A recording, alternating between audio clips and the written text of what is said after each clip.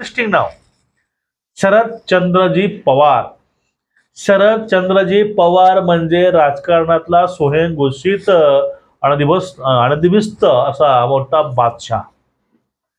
शरद पवार हे कुणालाच कळत नाहीत. पवार कळण्यासाठी 100 जन्म घ्यावे लागतील, पण ते शेवटच्या जन्मामध्ये संजय राऊतांना कळून चुकलेले शरद पवार.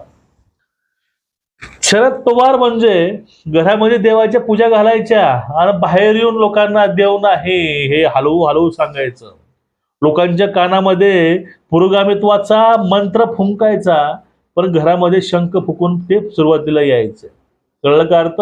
दाखवायचं एक आणि करायचं एक. आता पाठीमागे त्यांच्या त्या जितेंद्र आव्हाडांनी ठाण्यामध्ये प्रति तुळजापूर जिथं देवीची स्थापना केली आहे, त्यावेळीच सवळ्यामध्ये आलं होतं कोण?